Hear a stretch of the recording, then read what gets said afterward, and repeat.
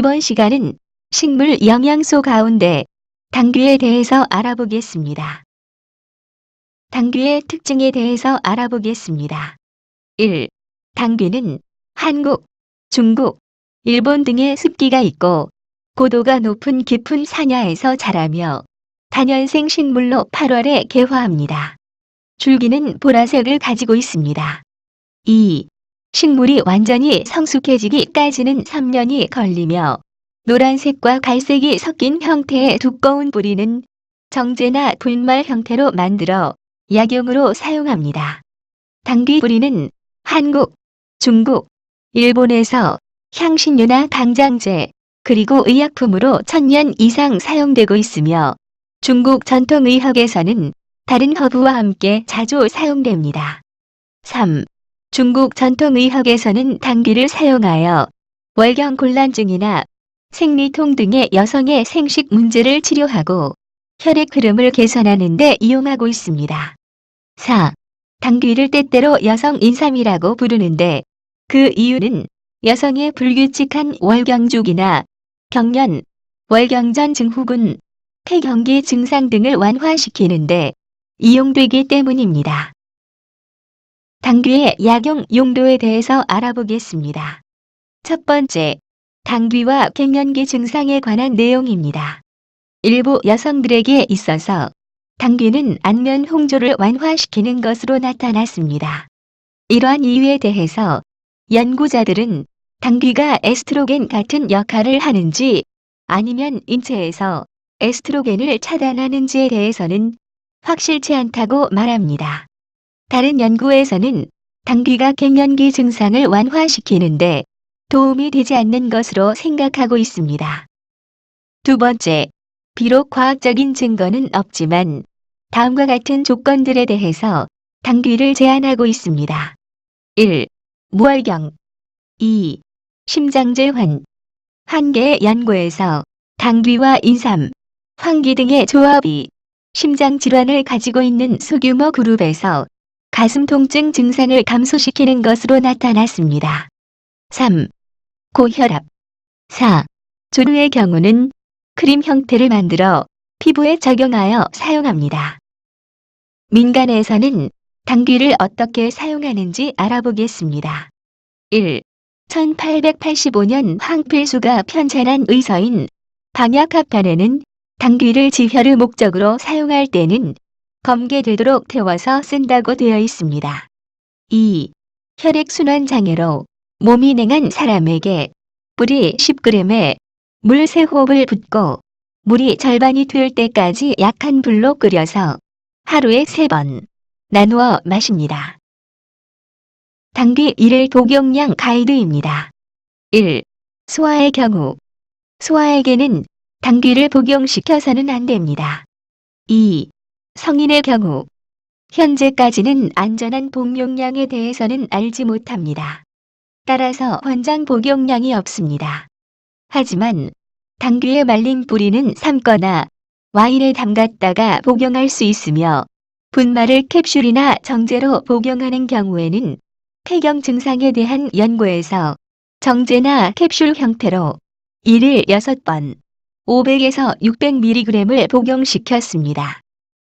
당귀 복용 시 주의사항들입니다. 1. 당귀에서 추출한 오일 형태는 암을 유발하는 소량의 물질을 가지고 있기 때문에 복용하지 말아야 합니다. 2. 만성적인 설사나 복부 팽만감이 있는 사람은 당귀를 사용하지 말아야 합니다. 3. 유방, 난소, 자궁 등의 호르몬과 관련 있는 암의 위험성을 가지고 있는 사람은 당귀를 복용하지 말아야 합니다. 왜냐하면은 확실하지 않지만 당귀가 체내에서 에스트로겐과 같은 역할을 할 수 있기 때문입니다. 4. 당귀를 고용량으로 복용하는 경우에는 햇볕에 더 많이 민감하게 되어 피부염증이나 발진 등의 원인이 됩니다. 따라서 당귀를 복용하는 동안은 햇볕을 피하거나 선크림을 사용해야만 합니다. 5. 임신 중에 당귀를 사용하는 경우에는 자궁 수축과 유산의 위험을 증가시키는 원인이 되기 때문에 당귀를 복용하지 말아야 합니다. 6. 모유 수유하는 경우도 안전성 유무에 대해서 알지 못하기 때문에 당귀를 복용해서는 안 됩니다. 7. 어린이에게 당귀를 먹게 하는 게 안전한지 여부에 대해서 알고 있지 않기에 당귀를 제공해서는 안 됩니다. 당귀와 약물의 상호작용에 관한 연구 내용들입니다.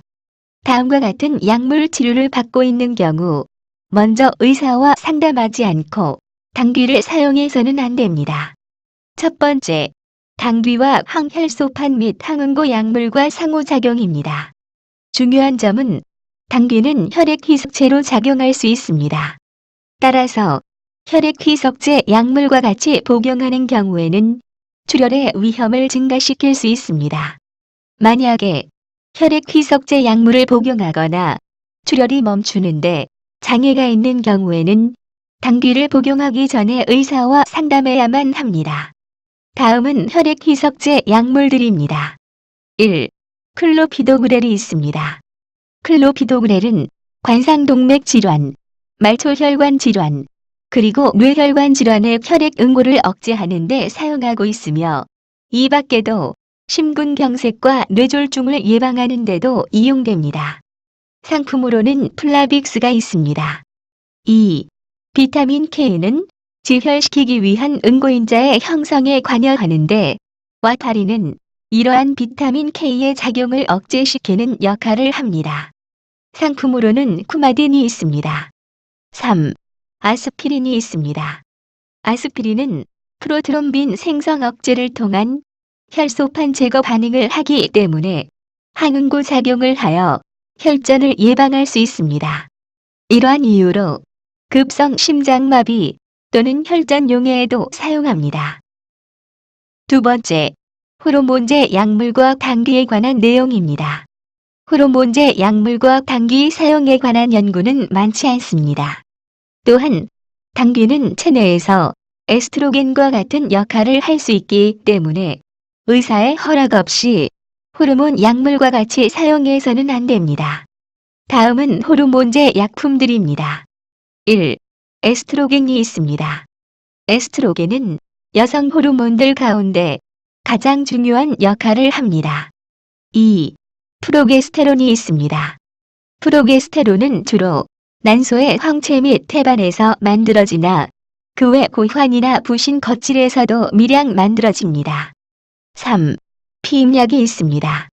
피임약은 난자가 난소에서 배란되지 않게 하는 것입니다. 4. 타목시펜이 있습니다. 타목시펜은 전이된 유방암을 치료하는 데 사용되는 항에스트로겐입니다. 5. 랄록시펜이 있습니다. 랄록시펜은 폐경 후 여성의 골다공증 치료 및 예방에 사용되는 약물입니다. 세 번째, 당귀와 세인트 존스워트에 관한 내용입니다. 당귀와 세인트 존스워트를 같이 복용하는 경우에는 햇빛에 더 민감할 수 있습니다. 따라서 복용 전에 의사와 상담해야만 합니다. 참고로 세인트 존스워트는 주로 유럽에서 중앙아시아에 걸쳐 분포하는 여러 해 사리 허브이며 이 식물의 성분 중에는 약한 선택적 세로토닌 재흡수 억제제의 작용이 있습니다.